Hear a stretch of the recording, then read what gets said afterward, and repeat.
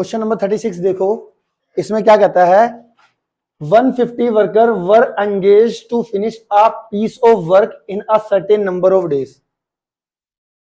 ठीक है जी, मान लो अगर 150 वर्कर मतलब 150 वर्कर्स हैं और एक काम है और वो 150 वर्कर हर रोज काम करते हैं तो किसी पर्टिकुलर डेज में खत्म हो जाता है, मान लो 10 दिन में खत्म हो जाता है, 20 दिन। ठीक है, अब हुआ क्या, 4 workers are dropped in the first day और ऐसे ऐसे करके जैसे फर्स्ट डे में तो 150 आए, सेकेंड डे में उन्होंने क्या करा 4 वर्कर छोड़ गए और उसके बाद क्या हुआ थर्ड डे में और 4 वर्कर छोड़ गए, फोर्थ डे में और 4 वर्कर छोड़ गए। ऐसे मतलब पहले दिन में 150 वर्कर आए, उसके बाद 146 आए, फिर 142 आए, ऐसे 4-4 वर्कर हर एक दिन के बाद छोड़ते चले गए। ठीक है, अब उसकी वजह से क्या हुआ, it takes 8 more days to finish the work now. 4-4 दिन जो 4-4 वर्कर छोड़ रहे थे पर डे के हिसाब से, तो उसकी वजह से क्या हुआ 8 दिन काम डिले हो गया। 8 दिन काम क्या हो गया, डिले हो गया। Find the number of days in which work is completed. Find the number of days in which work is completed. तो फिलहाल के लिए मैं लेट कर लेता हूं इसमें कि लेट हमारा लेट नंबर ऑफ डेज जो इन विच वर्क कंप्लीटेड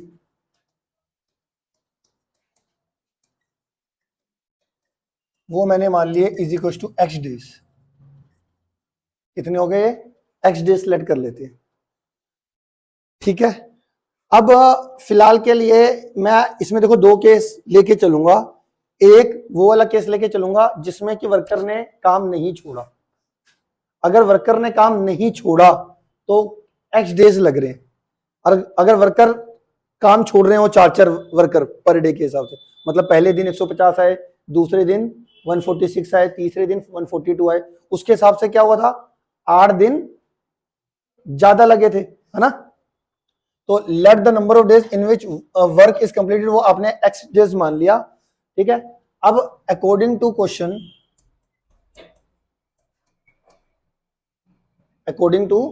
क्वेश्चन अगर 150 वर्कर लगातार काम करते तो एक्स डेज लगता, उसमें कितना लगा, अगर 150 वर्कर लगातार काम करते तो कितने डेज लगने थे, एक्स डेज में काम कंप्लीट हो जाता। ठीक, तो इसका मतलब है इसके अंदर कितने वर्कर इन्वॉल्व होंगे एक्स दिनों के अंदर। एक दिन में 150 वर्कर काम करते हैं तो एक्स डेज में कितने वर्कर हो गए 150 इंटू एक्स। जरूरी नहीं है, अब आप ये मत सोचना, दिमाग में पिक्चर आती है कि हाँ भाई वही सेम 150 वर्कर काम कर रहे हैं। अब 150 वर्कर काम सेम कर रहे हैं या अलग कर रहे हैं इससे हमारा मतलब नहीं है। एक दिन में 150 वर्कर ने काम किया तो एक्स दिनों के अंदर 150 इंटू एक्स वर्कर्स हो गए टोटल, जिन्होंने काम को कंप्लीट करने में 150 एक्स वर्कर चाहिए थे। ठीक है, तो ये तो हो गया एक चीज। अब मान लेते हैं एपी ले लेते हैं। अकॉर्डिंग टू क्वेश्चन पहले दिन वर्कर कितने वर्कर ने काम किया था 150, दूसरा केस ले लेते हैं, फिर 146, फिर 142, इस तरीके से चल रहा है। ठीक है, अब इसमें जो लास्ट टर्म आएगी वो कितनी आएगी, वो आएगी x plus 8 days, x plus 8 terms आएगी, सॉरी कैसे आएगी बताओ आप। x प्लस 8 टर्म्स आनी है इसके अंदर, अप टू 1 2 3 अप टू कहां तक आएगी x प्लस 8 टर्म। वो कैसे, ये जो x डेज थे जिसमें 150 वर्कर काम कर रहे थे हर रोज 150, इसमें x दिनों तक काम चला था ना, तो x टर्म्स होगी इसके अंदर टर्म्स कितनी होगी x।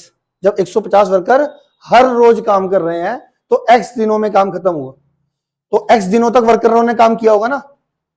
अब अगर वर्कर छोड़ रहे हैं तो उन्होंने क्या बोला था 8 दिन ज्यादा लगेंगे, तो 8 दिन ज्यादा लगने का मतलब है पहले x डेज में काम खत्म हो रहा था तो x दिनों तक ये वर्कर काम कर रहे थे, अब x प्लस 8 दिनों तक काम करेंगे अगर वर्कर्स जो है छोड़ रहे हैं तो पर डे के हिसाब से।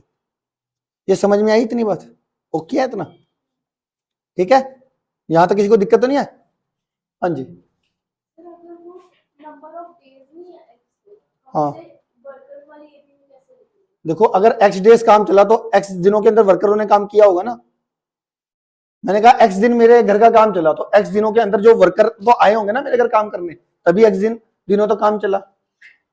तो पहले दिन कितने वर्कर ने काम किया? 150। अगले दिन 146, अगले दिन 142। अगर मैं इनका सम निकालूं, सम निकालने का मतलब कि x प्लस 8 डेज के अंदर टोटल वर्कर कितने आए मेरे घर काम करने के लिए, वो निकलेगा। वो क्या आया? S N. Total number of terms कितनी है? n/2 2a plus n minus 1 into D. यहां पे n की वैल्यू कितनी आ जाएगी? x प्लस 8 अपॉन 2, और ये कितना आएगा? 2 a तुम्हारा 150, ये n की जगह पे x प्लस 8 माइनस 1 d तुम्हारा माइनस का 4। d तुम्हारा कितना हो गया? माइनस का 4।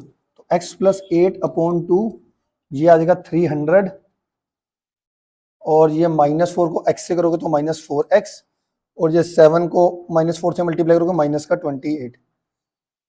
तो ये कितना आ जाएगा मेरा? 300 में से 28 माइनस करो, 278, नहीं 272, 272 माइनस का 4x, और ये x प्लस 8 अपॉन 2। इसमें 4 कॉमन आ रहा है, 4 कॉमन आ रहा है कि चलो 2 ही ले लो कॉमन, 2 से ये 2 कैंसिल हो जाएगा। तो ये मेरा कितना आ जाएगा? x प्लस 8, ये मैंने 2 कॉमन ले लिया, ये मेरा आ जाएगा 136। कैलकुलेशन चेक करते हैं ना कहीं मैं इसमें गड़बड़ ना हो जाए। ये 2 से 2 कैंसिल हो गया, ये 2 से 2 कैंसिल हो गया। अब x प्लस 8 को मुझे 136 माइनस 2x इसको मल्टीप्लाई करना है, ठीक।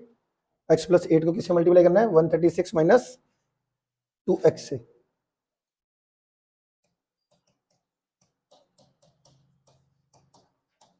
इसको मल्टीप्लाई करना है, x इंटू 136, 136x माइनस का 2x स्क्वायर, 8 को इससे मल्टीप्लाई करो, 8 6 जा,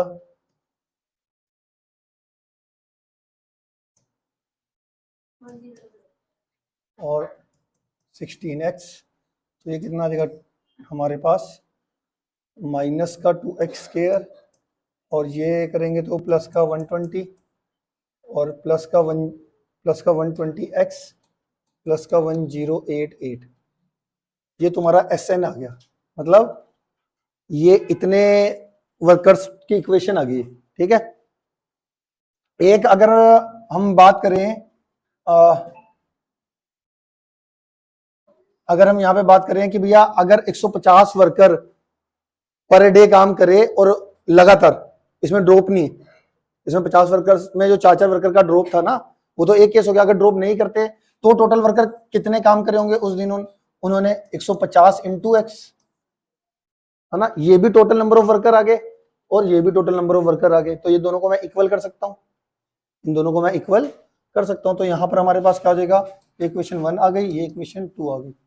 फ्रॉम 1 एंड 2 से माइनस का 2x स्क्वायर प्लस का 120x प्लस का 1088 is equal to 150x।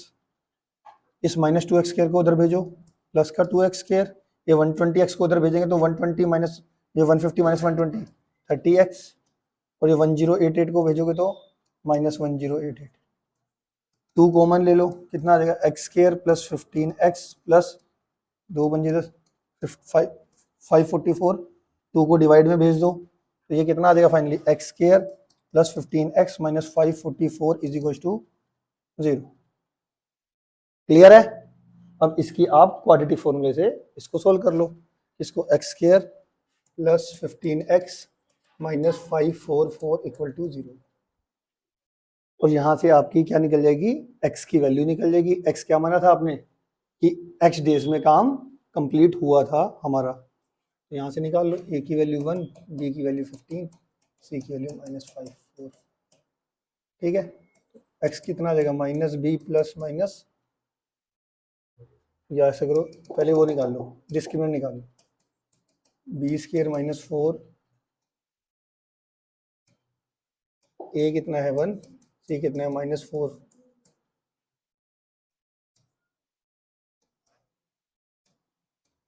Fifteen का स्क्वायर, ये कितना है 225, minus minus plus,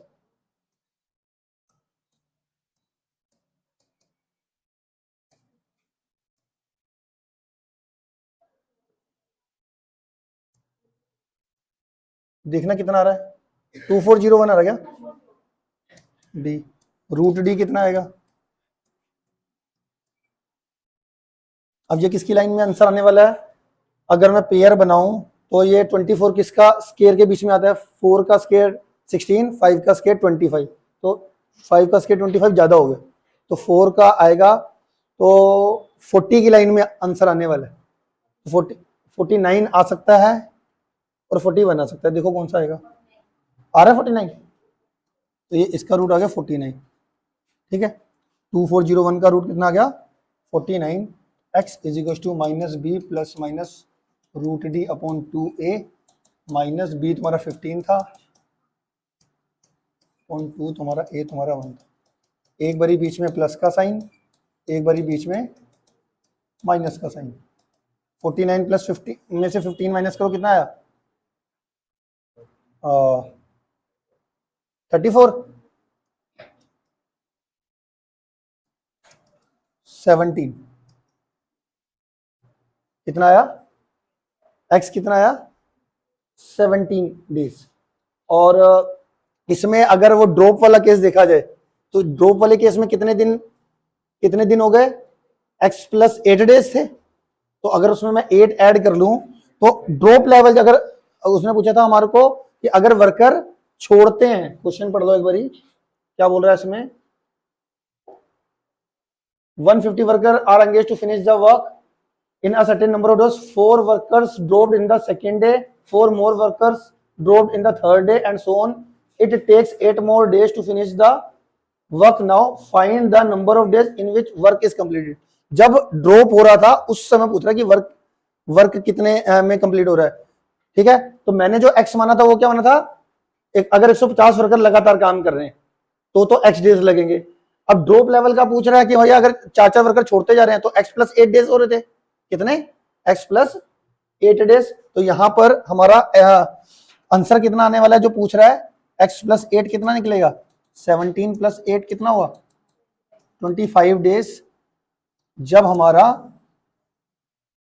number of workers drop करे थे। तो ये आ गया मेरा required number of days, required number of days. Clear है?